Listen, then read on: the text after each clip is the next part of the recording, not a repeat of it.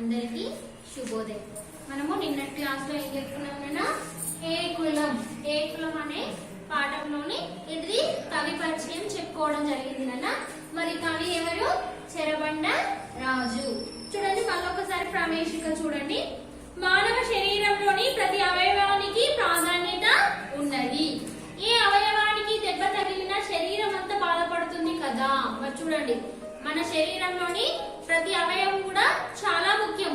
ఏ ఒక్క అవయవానికి ఎలాంటి బాధ కలిగినా ఏంటిది మన మనస్సు అనేది మొత్తం కూడా బాధపడుతుంది. అలానే మనం ఆరోగ్యంగా ఉంటామా? ఆరోగ్యంగా ఉండలేము. అన్ని అవయవాలు సక్రమంగా పనిచేస్తేనే మనం ఆరోగ్యవంతులుగా ఉంటాము. అదే విధంగా కుటుంబ అభివృద్ధికి, గ్రామాభివృద్ధికి, దేశాభివృద్ధికి అందరూ కలిసిమెలిసి ఉండాలి. మరి ఏంటిది? కుటుంబాభివృద్ధికి, గ్రామాభివృద్ధికి, దేశాభివృద్ధికి అందరూ కూడా కలిసిమెలిసి ఉండాలి, ఐకమత్యంగా ఉండాలి. ఐకమత్యంతో సంఘీభావంతో ఎవరి బాధ్యతలు వారు నిర్వర్తించాలి. మరి ఎవరి బాధ్యతలు వాళ్ళు నిర్వహిస్తేనే అక్కడ అన్ని పనులు జరుగుతూ ఉంటాయి. అందుకే కులాలు వేరైనా, వృత్తులు వేరైనా మనమంతా ఒకే జాతి, మనమంతా భారతీయులం. చూడండి కులాలు వేరైనా, వృత్తులు వేరైనా, అంటే వృత్తులు చాలా వృత్తులు ఉన్నాయి. అంటే రకరకాల వాళ్ళు, అంటే రకరకాల వృత్తుల వాళ్ళు రకరకాల పనులు చేస్తూ ఉంటారు. ఆ పనులు చేయడం వల్లనే మన యొక్క అవసరాలు అనేది తీరుతూ ఉంటాయి. మళ్ళీ ఏ వృత్తుల వారైనా కానీ మనం అందరం కూడా ఒకే జాతికి చెందిన వారము. ఐకమత్యమే మహాబలం అనే విషయాన్ని ఈ పాఠం చదివి తెలుసుకుందాం. మరి అన్ని కులాలు వేరైనా కానీ మతము ఒక్కటే, కానీ ఏంటిది మనం అందరం కూడా ఒకటే ఐక్యమత్యంగా ఉండాలని ఈ పాఠం ద్వారా మనము తెలుసుకుందాం. కొంతమంది ఏం చేస్తుంటారు, మీది ఈ కులము, మాది ఆ కులము, మీరు తక్కువ వారు, మేము ఎక్కువ వాళ్ళము. కానీ ఎక్కువ వాళ్ళు ఉన్నా కానీ తక్కువ వాళ్ళతోటి అవసరమే ఉంటుంది, తక్కువ కులం వాళ్ళతోటి అవసరమే ఉంటుంది. మన ఆ కులం వాళ్ళు పనులు ఆపు చేస్తే ఏమవుతుంది? వీళ్ళకు పనులు జరుగుతాయా? ఏ పనులు మాత్రము జరగవు. కాబట్టి మన దేశంలో ఉన్న వాళ్ళందరూ కూడా మనము ఐకమత్యంగా ఉండాలనేదే ఈ పాఠం యొక్క ఉద్దేశం అన్న. చూడండి పేజీ నెంబర్ 86 చూడండి నాన్న. ఏ కులమబ్బి మామితమేనబ్బి, ఏ కులమబ్బి మాదే మతమబ్బి, మట్టి పిసికి ఇటుక చేసి ఇల్లు కట్టి పెట్టినప్పుడు, డొక్కలెండి కోండ్రలేసి ధాన్య రాసులెత్తినప్పుడు, మట్టి పిసికి ఇటుక చేసి ఇల్లు కట్టి పెట్టినప్పుడు, డొక్కలెండి కోండ్రలేసి ధాన్య రాసులెత్తినప్పుడు, పొగగొట్టాలై పేగులు కొలిమి సెగలు చిమ్మినప్పుడు, పొగగొట్టాలై పేగులు కొలిమి సెగలు చిమ్మినప్పుడు, దగ్గులతో క్షీణిస్తూ బొగ్గుట్టలు తవ్వినప్పుడు, దగ్గులతో క్షీణిస్తూ బొగ్గుట్టలు తవ్వినప్పుడు, మాడు చెక్కలే తింటూ మాగాణం దున్నినప్పుడు, మాడు చెక్కలే తింటూ మాగాణం దున్నినప్పుడు, ఎండలలో బండలపై విగ్రహాలు చెక్కినప్పుడు, ఎండలలో బండలపై విగ్రహాలు చెక్కినప్పుడు, ఏ కులమబ్బి మాదే మతమబ్బి. చూడండి నాన్న, మట్టి పిసికి ఇటుక చేసి ఇల్లు కట్టి పెట్టినప్పుడు ఏం చేస్తుంటారు? మనము ఇల్లు దేనితో కడుతుంటాం నాన్న? మట్టితో. ఇంతకు ముందు కాలంలో మట్టితో కట్టేవారు, అవునా? ఆ మట్టిని తీసుకొచ్చి ఏం చేసేవాళ్ళు? ఒక దగ్గర వేసి దాన్ని మొత్తం కూడా నీళ్లు పోసి నానబెట్టి తర్వాత బాగా తొక్కి ఏం చేసేవారు? గోడలు పెట్టేవారు. గోడలు పెట్టి ఇల్లు కట్టేవారు. మట్టి పిసికి ఇటుక చేసి ఇల్లు కట్టి పెట్టినప్పుడు మన ఆ విధంగా కష్టపడి ఏంటి ఇల్లు కడుతూ ఉంటారు. అంటే వాళ్ళు డబ్బులు ఇస్తారు, కానీ వీళ్ళు ఏం చేస్తారు? వీళ్ళ యొక్క శ్రమను ఉపయోగించి వీళ్ళు ఇల్లు కడుతూ ఉన్నారు. డొక్కలేంటి కోండ్రలేసి ధాన్య రాసులు ఎత్తినప్పుడు, డొక్కలు తమ యొక్క కడుపులను మార్చుకొని ఏంటిది వరుస క్రమంలో వెళ్తూ ధాన్య రాసులు ఎత్తినప్పుడు, అంటే ధాన్యాలను పండించినప్పుడు, ఏంటిది ధాన్యాలను పండించినప్పుడు. నెక్స్ట్ వన్ అన్న, పొగగొట్టాలై పేగులు కొలిమి సెగలు చిమ్మినప్పుడు. పొగగొట్టాలై పేగు దేంతో పోలుస్తున్నారు? మరి వాళ్ళ యొక్క అంటే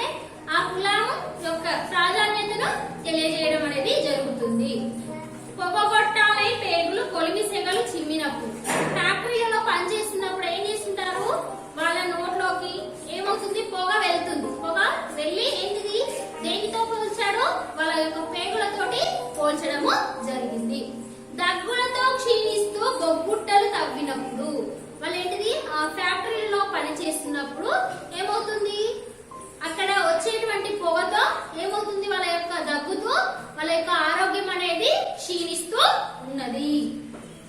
మరి అప్పుడు గుర్తు రాలేదా వాళ్ళది ఏ కులము అని.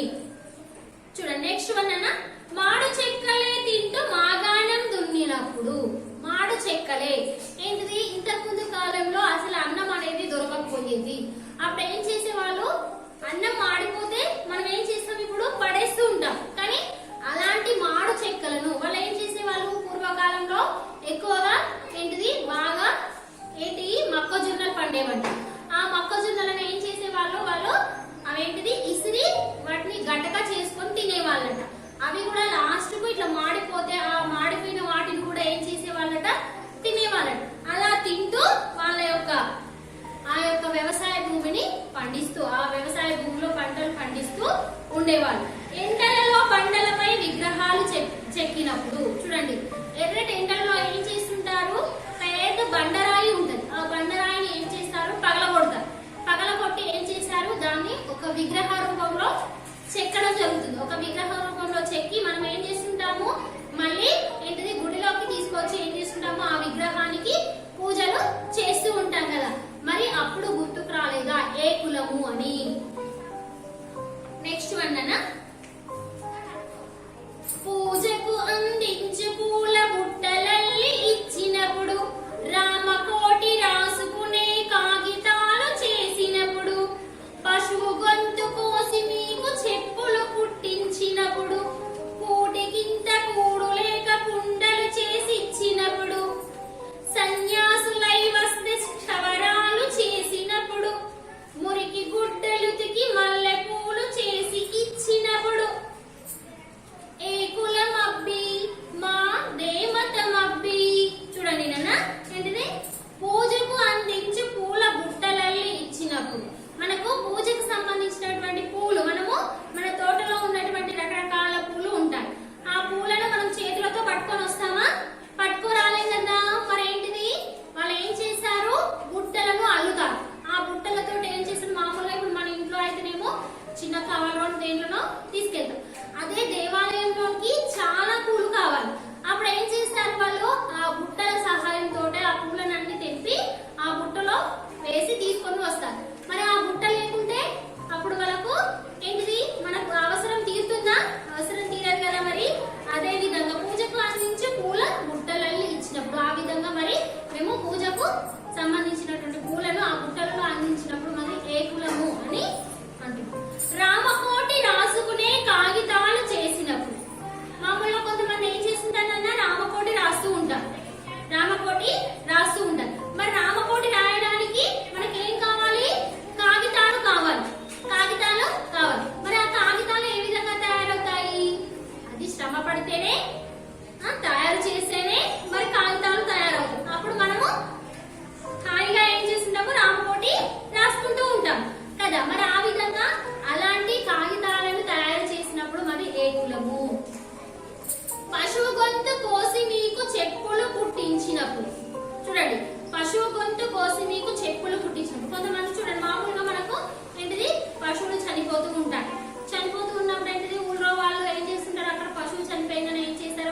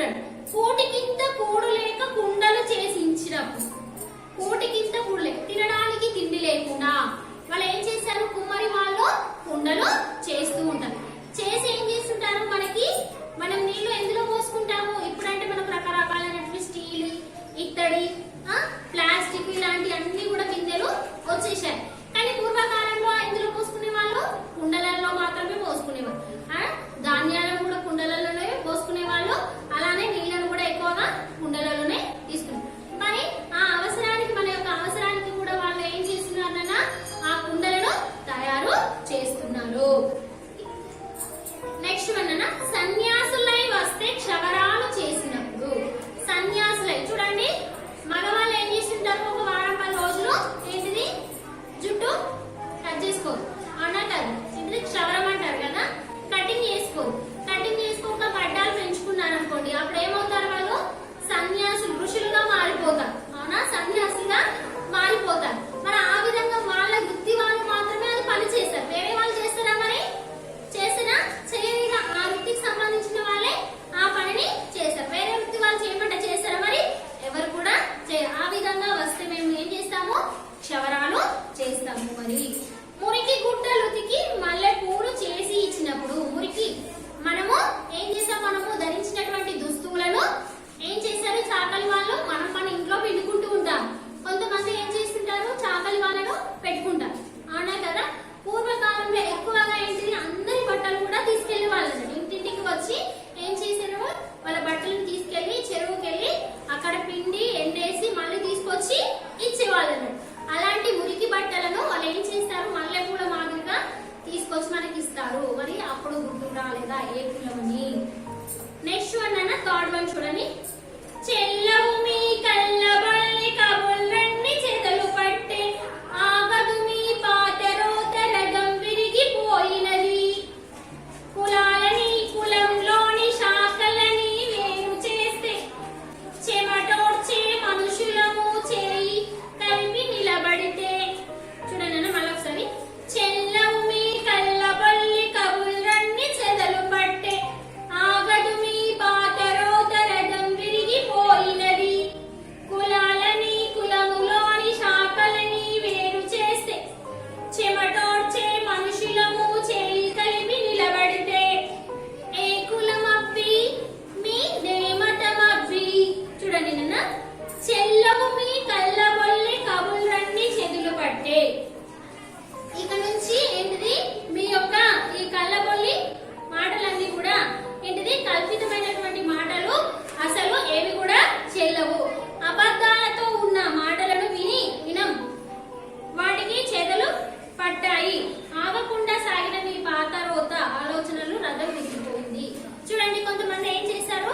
మా కులమే గొప్పది, మేము ఏం చేసినా కానీ చెల్లుతుంది అని ఏం చేస్తుంటారు? కొంతమంది అలా ఉంటారు.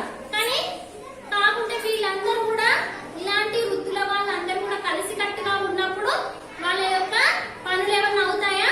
ఎక్కడి పనులు అక్కడ ఆగిపోతూ ఉంటాయి. చూడండి ఇప్పుడు క్షవరాలు చేసే వాళ్ళు ఉన్నారనుకోండి, వాళ్ళు ఒక 2 నెలల దాకా వాళ్ళు పనిచేసారు అనుకోండి. చేసినప్పుడు ఏమవుతుంది? మొత్తం కూడా ఏమవుతారు? సన్యాసులుగా మారిపోతూ ఉంటారు. అలానే బట్టలు ఉతికే వాళ్ళు కూడా అది కూడా చేయలేదు అనుకోండి, అప్పుడు ఏమవుతుంది? వాళ్ళు కూడా అసలు ఆ బట్టలన్నీ కూడా అక్కడనే కుప్పగా మిగిలిపోతుంటాయి. ఇల్లు కట్టే వాళ్ళు ఉన్నారు అనుకోండి, ఇల్లు కట్టుకోరు, ఇల్లు కూడా కట్టరు. అది కూడా వాళ్ళకి ఏమవుతుంది? అందరు కలిసి కట్టుగా ఉన్నప్పుడు మీ ఏంటిది? ఇలాంటి మాటలు, అబద్ధాల మాటలు అన్ని కూడా మేము ఇక నుంచి వినము అని అన్నట్టుగా. Next one. కులాలని కులములోని శాఖలని వేరు చేస్తే. మరి ఏంటిది? కులాలని కులములోని శాఖలను వేరువేరుగా చేశారనుకోండి, చెమటోడ్చే మనుషులము చేయి కలిపి నిలబడితే. ఈ విధంగా మేము చెమటోడ్చే అంటే కష్టపడే తత్వం ఉన్నటువంటి మేము ఇలాంటి వాళ్ళము, మేమందరం కూడా కలిసి కట్టుగా ఉంటే మీలాంటి వాళ్ళు ఏమీ కూడా చేయలేరు. మాలాంటి వాళ్ళు ఉంటేనే మీలాంటి వాళ్ళకు అన్ని పనులు సజావుగా సాగుతూ ఉంటాయి. ఒకవేళ ఆ విధంగా లేరనుకోండి, ఏమవుతుంది? మీకు తగిన పరిష్కారం అనేది ఉంటుంది అని చెప్పడం జరిగింది నాన్న. మళ్ళీ ఒకసారి చూడండి, నేను చదువుతాను, వినండి. ఏ కులమబ్బి మాదే మతమబ్బి, మట్టి పిసికి ఇటుక చేసి ఇల్లు కట్టి పెట్టినప్పుడు, డొక్కలెండి కోండ్రలేసి ధాన్యలాసులెత్తినప్పుడు, పొగగొట్టాలై పేగులు కొలిమి సెగలు చిమ్మినప్పుడు, దగ్గులతో క్షీణిస్తూ బొగ్గుట్టలు తవ్వినప్పుడు, మాడు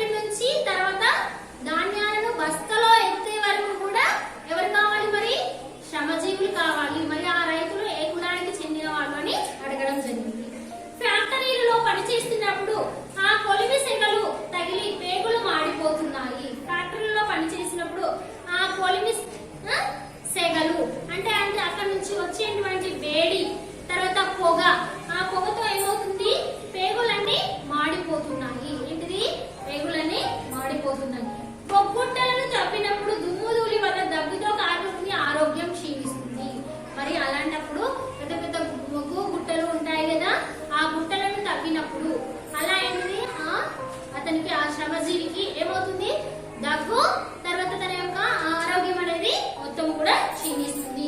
వీరిది అప్పుడు మరి ఏ కులము? మాడిన అన్నం తింటూ కూడా నేలను దున్నుతూ వరి పంటను పండించే రైతుదే కులం. మాడిన అన్నం మీకు ఇంతకుముందే చెప్పాను, మాడిపోయినటువంటి అన్నం తింటూ, అప్పుడు ఎక్కువ ఆ రోజుల్లో ఎక్కువగా అన్నం తినేవాళ్ళు కాదు నన్ను, అలా ఏదో దొరికిన దానితో సంతృప్తి పడేవాళ్ళు. అలా మార్చుకొని వాళ్ళు ఏం చేస్తున్నారు, ఆ నేలను దున్నుతూ వరి పంటలను పండిస్తున్నారు. మనం అప్పుడు రైతుది ఏ కులం? మండే ఎండలో బండలను అందమైన ఆకృతులతో విగ్రహాలను చెక్కిన శ్రమజీవి శిల్పిది ఏ కులం? చూడండి, ఎండలో ఉండి ఆ బండను పగలగొట్టి ఆ బండ నుంచి ఏం చేస్తున్నాడు, విగ్రహాలను చేయడం జరుగుతుంది. మరి అప్పుడు ఆ శిల్పిది ఏ కులము? దైవ పూజకు తీసుకొని వెళ్లే బుట్టలను అల్లి ఇచ్చిన వారికి ఏ కులం? భక్తితో రామకోటి రాసుకునే వారికి కాగితాలను తయారు చేసే శ్రామికులది ఏ కులం, ఏ మతం? చూడండి, ఆ పూజకు సంబంధించిన పూలను ఒక బుట్టలో పెట్టుకుంటాం. మరి ఆ బుట్టలు అల్లినటువంటి అతను ఏ కులానికి చెందినవాడు? అలానే రామకోటి మనము హాయిగా రాసుకుంటూ ఉంటాం. ఆ రాసుకుంటున్నాం కాబట్టి తర్వాత అతను ఆ కాగితాలను తయారు చేసే వాళ్ళది ఏ కులము? జంతువుల చర్మంతో చెప్పులు తయారు చేసి ఇచ్చిన వారిది ఏ కులం? మరి జంతు చర్మాలతో తయారు చేసి ఇచ్చిన వారిది, చెప్పులను తయారు చేసి ఇచ్చిన వాళ్ళది ఏ కులము? బతకడానికి తిండి లేక జనం కోసం కుండలను తయారు చేసిన శ్రమజీవులది ఏ కులం? మరి బతకడానికి తిండి లేక జనం కోసం ఏం చేశారు, అందరూ కూడా జీవించాలి. ఇప్పుడు మనం నీళ్లు లేకుండా ఉండగలుగుతామా? మరి నీళ్లు చేతిలో పట్టుకుంటూ ఎంతసేపు ఉంటాయన్నా ఉన్నాయి కదా, ఆ కుండలలో ఎక్కువ రోజులు నిల్వ అనేది ఉంటుంది. అలాంటి వాళ్ళది కూడా ఏ కులము? గడ్డాలు మీసాలు జుట్టు పెంచుకొని వచ్చిన వారికి క్షవరాలు చేసేవారిది ఏ కులం? మరి అలా గడ్డాలు క్షవరాలు పెంచుకొని వచ్చిన వాళ్ళది, మరి ఆ విధంగా చేసే వాళ్ళది ఏ కులము? మురికి బట్టలు మల్లె పూల వలె తెల్లగా ఉతికి ఇచ్చేవారిది ఏ కులం, ఏ మతం? ఇట్లా మరి శ్రమను సమాజం వాడుకుంటుంది. వారు ప్రజల అవసరాలను తీరుస్తూనే ఉన్నారు. ఇది వాళ్ళు ఏం చేస్తున్నారు, ఈ శ్రమను సమాజంలో ఉన్నటువంటి వాళ్ళందరూ కూడా వాళ్ళని వాడుకుంటున్నారు. మళ్ళీ వాళ్ళను తిడుతూ ఉన్నారు. కాబట్టి వాళ్ళ అవసరాలను మాత్రమే తీర్చుకుంటున్నారు.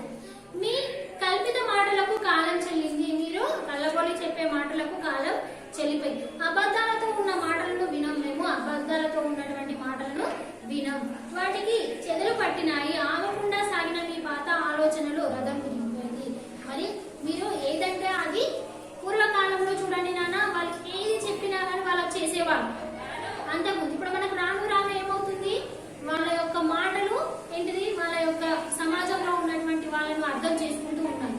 ఏ విధంగా మేము ఎందుకు చేయాలి, వాళ్ళ కింద ఒక బానిసగా ఎందుకు ఉండాలి, వాళ్ళు చెప్పిన పనులు ఏ విధంగా ఎందుకు చేయాలి అనే ఆలోచన కొంతమందిలో వచ్చిన తర్వాతనే ఏంటిది సమాజంలో అనేది మార్పు అనేది వస్తూ ఉన్నది.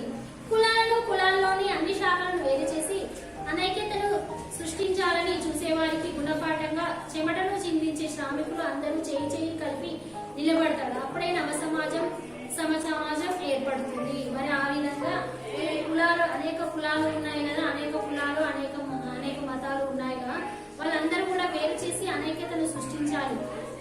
చూసే వారికి గుణపాఠంగా చెమటను చిందించే శ్రామికులు అందరూ చేయి అలా ఆ విధంగా మనం చూడండి, మనకు శ్రమకు తగిన ఫలితం మనము ఇవ్వాలి. ఎవరికైనా సరే మనం ఏం చేస్తుంటాము, మన అవసరానికి మనం పని చేయించుకుంటాము. అతను ఎంత కష్టపడ్డాడో దానికి తగిన ఫలితం అనేది అతనికి ఇస్తేనే అతను సంతృప్తిగా ఉండడం జరుగుతుంది. అన్ని వృత్తుల సేవల వల్ల సమాజం ఎట్లాంటి ఒడిదుడుకులు లేకుండా సాగుచున్నది. అవసరాలు తీర్చేటప్పుడు లేని కులం మిగతా సందర్భాలలో ఎందుకని కవి ప్రశ్నిస్తున్నాడు. మరి చూడండి, అన్ని సందర్భాలలో ఎవరు కావాలి, ఈ శ్రామికులు కావాలి, శ్రమించే వాళ్ళు కావాలి, కులాల వాళ్ళు కావాలి. కానీ వేరే విషయానికి వస్తే కులం ఎందుకు అడ్డు వస్తుందని కవి ప్రశ్నిస్తుంది. ఈ గేయంలో సామాజిక చైతన్యం, విశాల దృక్పథం కనిపిస్తుంది. మరి ఇందులో ఏంటిది, సామాజిక చైతన్యం మరియు విశాల దృక్పథం, అందరూ కూడా అన్ని కులాలు ఒకటే అనే మాట ఇందులో ఉండడం జరిగింది. ఇంతటితో ఈ పాఠము కంప్లీట్ అయింది. ఇవి ఎప్పటికప్పుడు కూడా మీరు చదువుతూనే ఉండాలి. ధన్యవాదాలు.